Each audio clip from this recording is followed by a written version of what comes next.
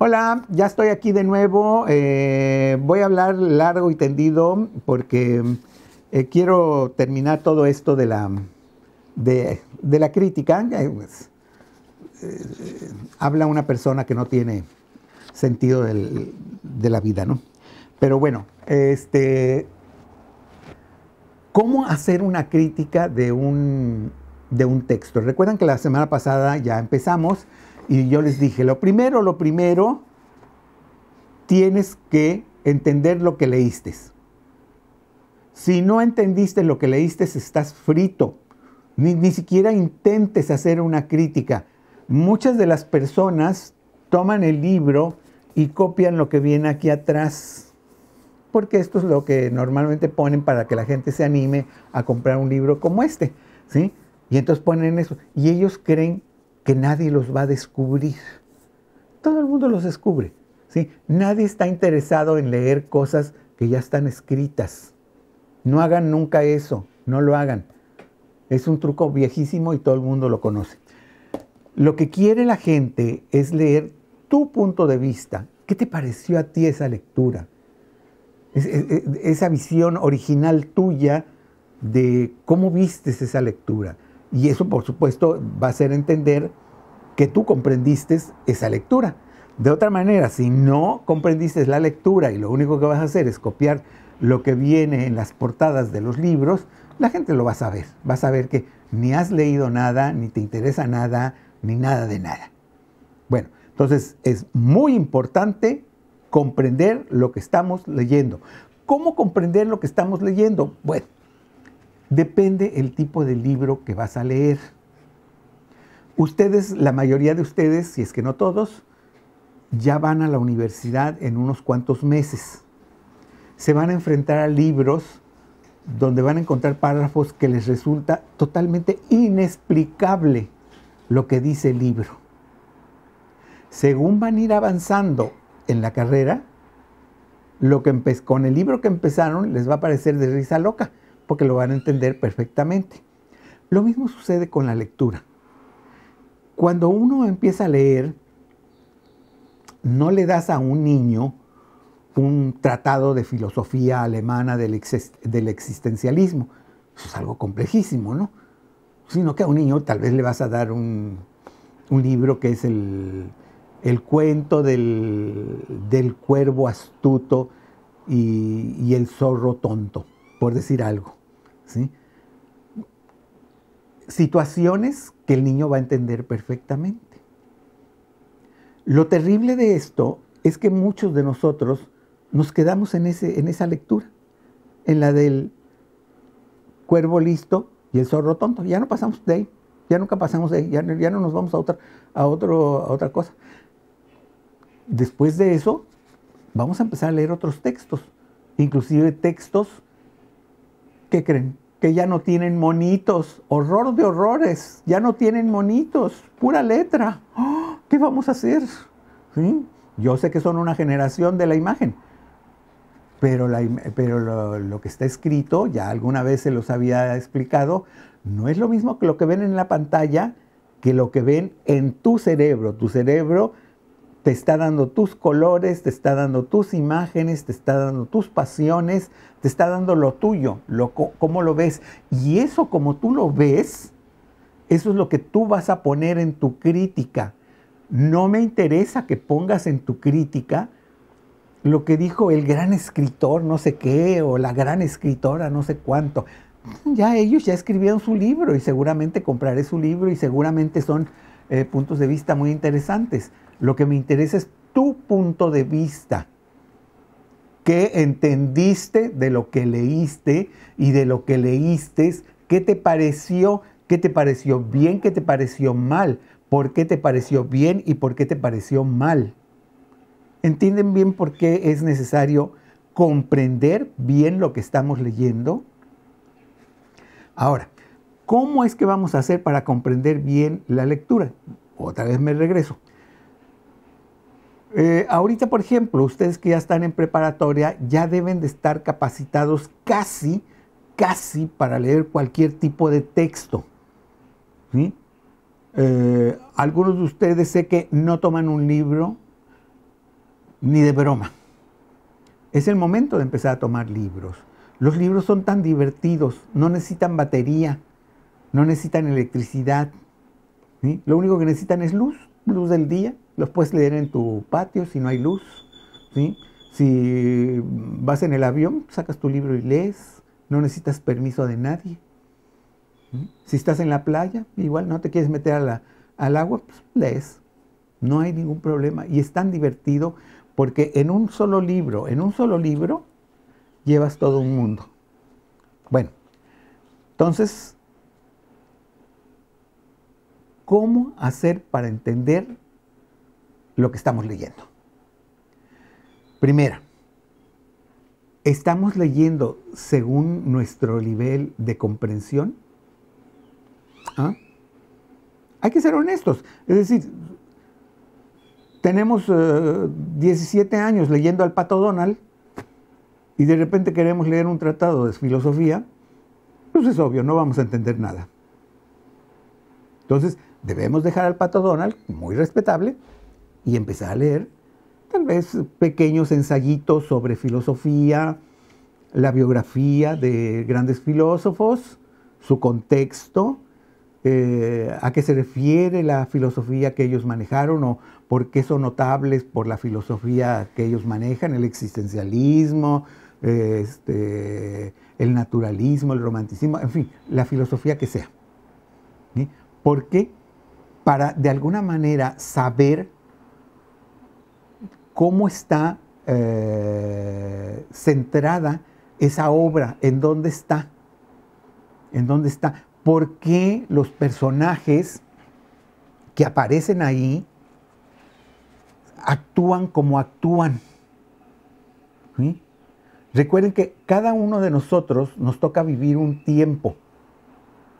Yo soy Fernando, tengo 73 años, estoy prácticamente encerrado porque hay una pandemia y es mundial. Es decir, hay una enfermedad afuera que me puede atacar. Esto es una situación anómala, es una situación fuera de lo normal, ¿sí? Pero estoy seguro que como yo la estoy observando, muchos de ustedes la están observando de una distinta manera. Entonces, ahí entra ya la comprensión y el punto de vista de cada uno de nosotros.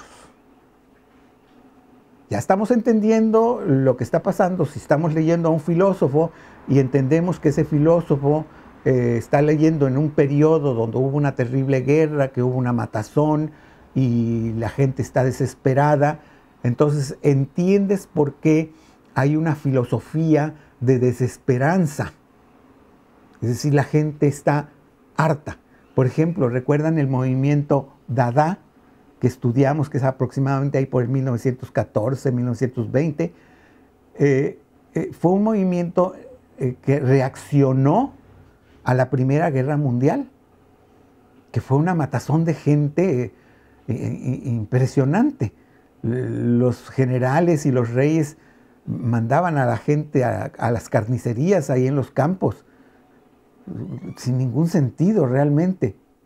Entonces, había una sociedad terriblemente herida, que no estaba como para andar haciendo fiestas o para salir a la calle y hacer un carnaval o cosas por el estilo. Entonces, si yo leo una novela de por ese periodo, voy a entender por qué tiene ese sentimiento de ya no hay más que hacer. La raza humana no tiene remedio. Cuando nos dicen el uso del gas mostaza, los lanzallamas, las metralletas, las ametralladoras, todo eso que apareció en la Primera Guerra Mundial, que es terrible, ¿no?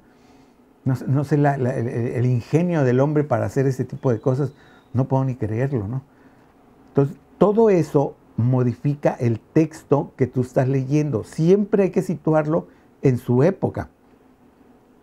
Y su época la tenemos que estudiar, ¿sí? No se trata nada más de poner, bueno, es que es al principio del México independiente.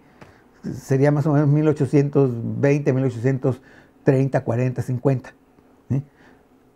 Sí, pero suponte que yo soy un lector que, pues, bueno, pues sí, más o menos sé la fecha, pero ¿a qué te refieres con el México independiente o con el México recién independiente? Ah, ¿Cómo era? ¿Cómo era la vida? ¿Alguna vez han pensado cómo fue la vida después de que se declaró la independencia de México en 1821? ¿Qué pasó? ¿Se detuvo el sol? ¿Ya no hubo noche y día? ¿El país se cayó? No, el país siguió viviendo y demás. Hubo muchos cambios, unos para bien, otros para mal, pero hubo muchos cambios. Y obvio, los cambios no le gustan a nadie. A nadie le gustan los cambios, ¿eh? A pesar de lo que digan. A nadie le gusta. Y entonces eso de que no nos gustan los cambios modifican a las sociedades. Pero ya me estoy yendo, me estoy adelantando mucho. Recuerden que estoy hablando sobre la comprensión de la lectura y cómo hacer para entender lo que estamos leyendo. 1, leer una biografía del autor. 2, ver en qué época está escribiendo. 3, cuál es el género, comprender la época del cuate este. Y lo otro, ¿de qué trata el libro? ¿De qué trata el libro? ¿Qué cuenta? Pues es una niña que no le hizo caso a su mamá y tomó su capita roja y se fue por el bosque y sin hacerle caso a su mamá, habló ahí con un desconocido que resultaba que era un lobo, le dio una información preciosa y el lobo se aprovechó y se comió a la abuelita y se comió a Caperucita Roja. Ese es el argumento de Caperucita Roja. ¿Sí? Por supuesto, estoy hablando de un texto lineal. ¿Qué cosa es un texto lineal? Es el que no tiene chipotes. ¿Sí? O sea, después del 1 sigue el 2 y después del 2 sigue el 3 y después del 3 sigue el 4. Y al final sigue el 5, que es el final. Punto. Ese es un texto lineal. Normalmente los cuentos, casi todos los cuentos de infantiles, de hadas y demás, tienden a ser lineales. Todos sabemos que el malo va a ser castigado. ¿Por qué digo yo todo esto? Pues porque conozco cuál es el método de escribir cuentos infantiles. Según vamos a ir avanzando en nuestros conocimientos de crítica, nos vamos a ir dando cuenta del mecanismo de los textos que estamos leyendo.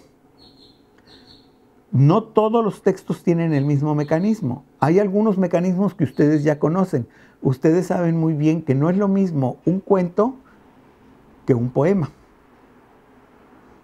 Y sin necesidad de preguntarles, ya todos ustedes están acá en la cabeza viendo, bueno, el poema tiene versos, tiene rimas, etcétera, etcétera, tiene estrofas, mientras que el cuento tiene párrafos, tiene una idea, una introducción, un desarrollo, un nudo y un final. Es decir, perfectamente esa parte tan elemental ya la conocemos.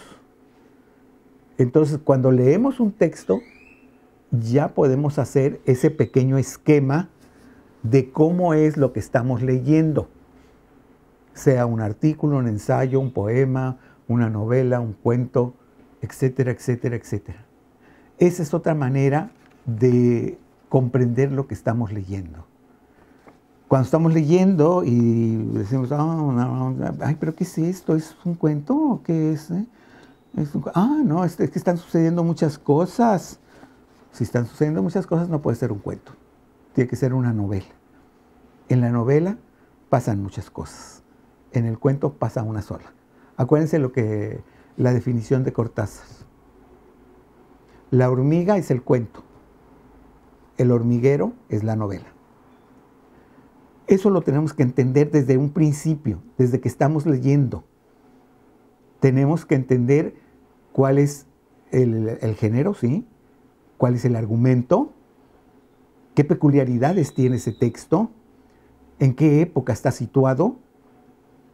Un texto puede estar escrito en la época romana y haber sido escrito, no sé, hace 6 meses. Eso no tiene nada que ver. Lo que nos indica es que la persona que escribió ese texto es una persona que conoce muy bien cuál era la vida en la Roma imperial, en la Roma de los Césares. Pero tenemos que estar muy situados ahí, ¿sí? Entender que es esa época y irnos para allá. ¿Por qué? Porque alrededor de ese mundo de Roma, de la Roma imperial, alrededor de ese mundo están sucediendo cosas. Si, por ejemplo, en esa novela alguien dice, es que tiraron una bomba en Hiroshima, no, espérame tantito. Para eso faltan todavía casi 2000 años. Entonces, ahí hay un anacronismo, ¿sí? Todo eso tenemos que ser capaces de verlos. Ha sucedido con algunas novelas, grandes novelas, en donde luego hay ahí un pequeño problemita de ese tipo. Luego, cuando vamos a regresar al taller de creación, vamos a ser cuidadosos en eso y lo voy a mencionar. Pero volvemos a la comprensión. ¿Quién es el autor? ¿De dónde es? No escribe igual un chino a como escribe un boliviano, a como escribe un mexicano, a como escribe un ruso o un norteamericano. Cada uno de ellos va a dar una imagen de la sociedad en la que vive si su novela es nada más hablar sobre la cotidianidad. Si ya su novela es histórica, es decir, de época, que pues, normalmente es el nombre se le asigna, bueno, ahí ver qué tan bueno es el autor para hacernos creer que efectivamente estamos en esa época. Por ejemplo, en la novela que les decía de la Roma imperial, de hacernos ver cómo es la Roma imperial. Jamás va a decir, es que me metí al edificio y entonces me subí al elevador. No había elevadores en Roma. En cambio, eso lo podemos poner en cualquier texto del siglo XIX para acá. No, bueno, finales del siglo XIX para acá, que es cuando ya había elevadores.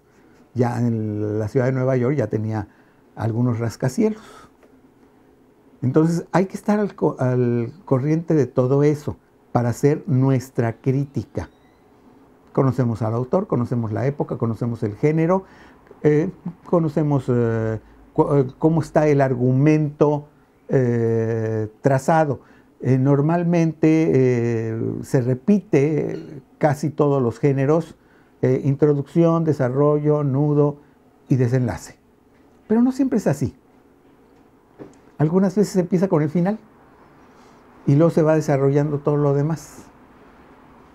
Entonces hay que tener la capacidad suficiente para ver qué es lo que está pasando en ese texto. Ok, bueno, ya tenemos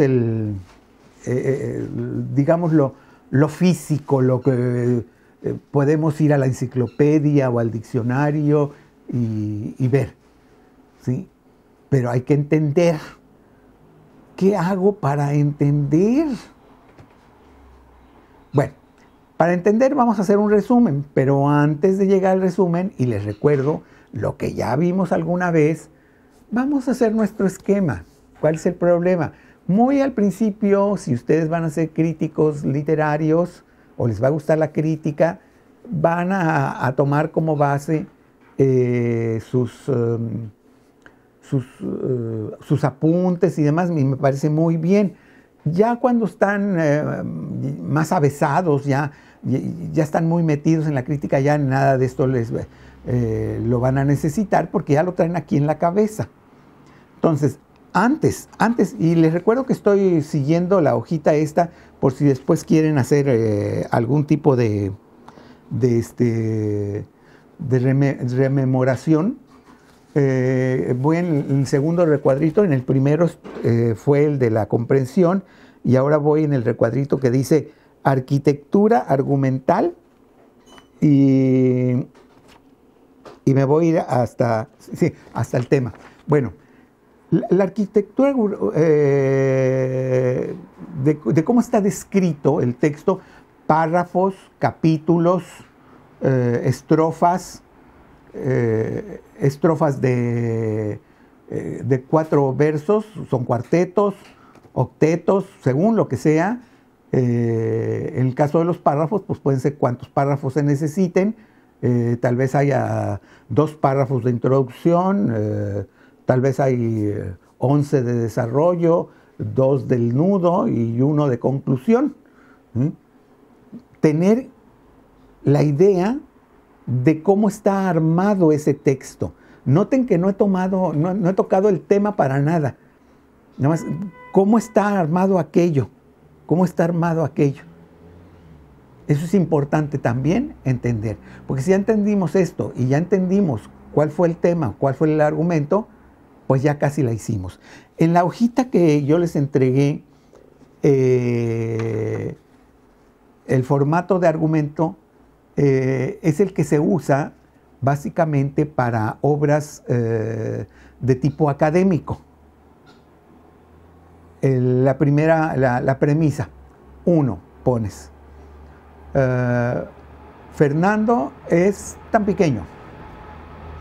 2, 1.1. Fernando vive en Tampico. 1.2. Fernando da clases de literatura. Punto 1.3. Tiene taller de creación literaria. Y así nos vamos, mientras sea el mismo tema, no vamos a cambiar ese 1 del principio, sino que le vamos a ir agregando 1 punto tal, 1 punto tal, 1 punto tal. Y ya cuando sea el 1.17, 1.18, que puede ser hasta el 1.80 y tantos, pero que ya viene otro nuevo tema, entonces ya pones 2 punto. Nada más, primero, la escritura en México no es muy bien vista. Esa es la 1, la 2, perdón. La que sigue, 2.1, esto es consecuencia de la poca lectura. 2.2, y ahí me voy explicando todo eso. Eso en un texto que sea didáctico, de ensayo, por ejemplo. Eso. No todos los ensayos tienen que ser así. Pero, por ejemplo, si es didáctico, si es académico, ayuda mucho para quien está leyendo esos textos.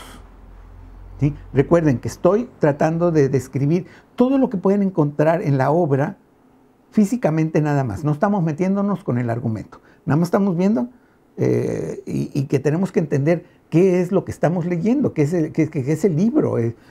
Pues tiene un título, tiene un autor, o tal vez tiene un epígrafe, es un poema, tiene párrafos, tiene estrofas, ¿qué tiene? ¿Qué cosa es? ¿Cómo es?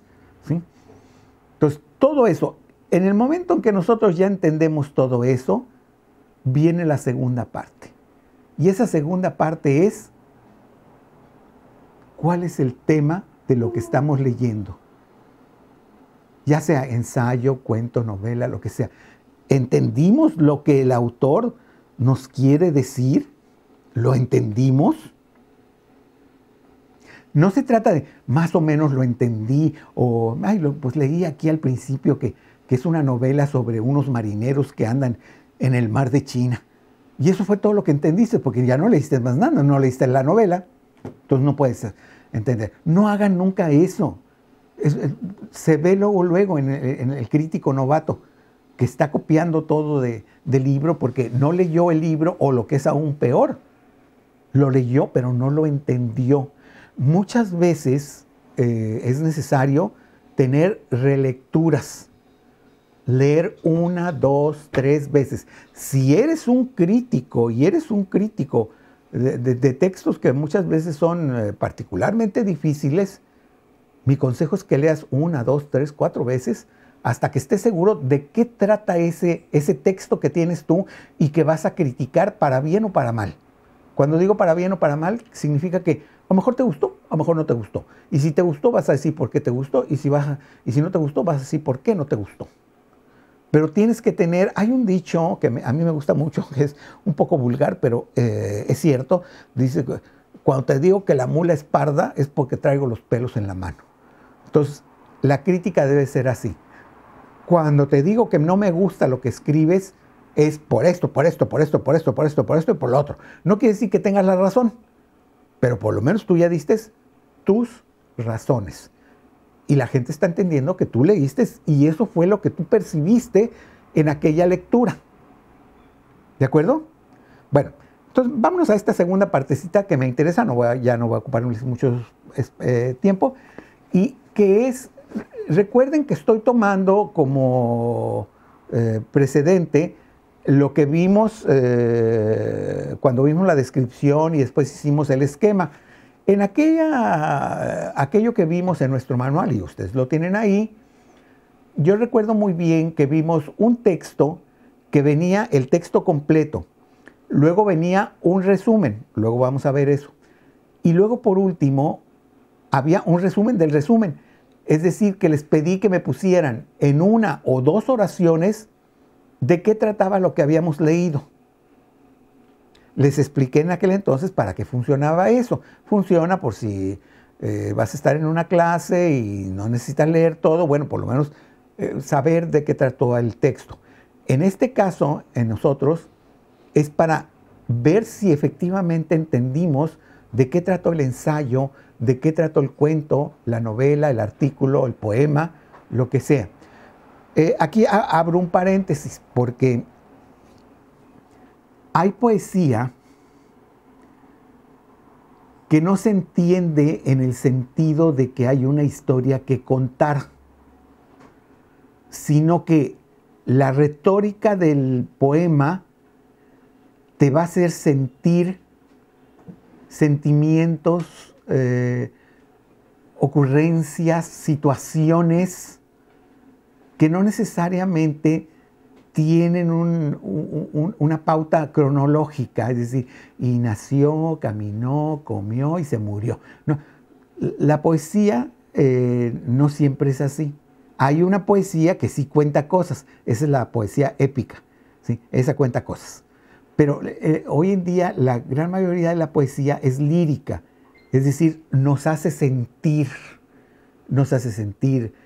cosas, sentimientos, pasiones, odios, iras, ¿sí? Pero no hay propiamente una historia, ¿sí? Entonces, una crítica de poesía es muy distinta a una crítica de un cuento.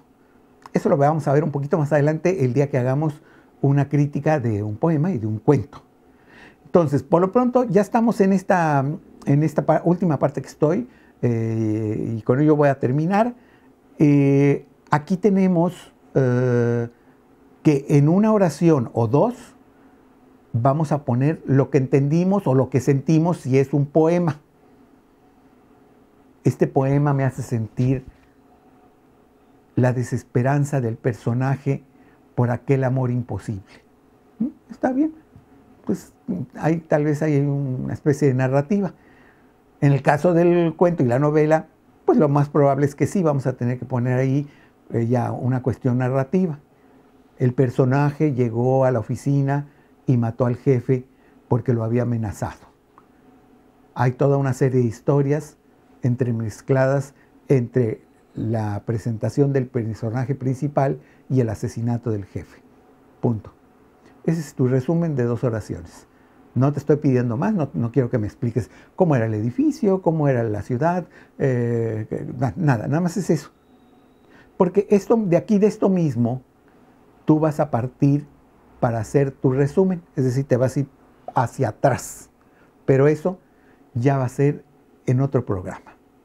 Por el día de hoy, yo he terminado, espero que no los haya aburrido mucho, luego yo sé que hablo demasiado. Si hay alguna pregunta, háganmela saber. Ahí tienen ustedes mi correo y me dio mucho gusto haberlos saludado. Hasta luego.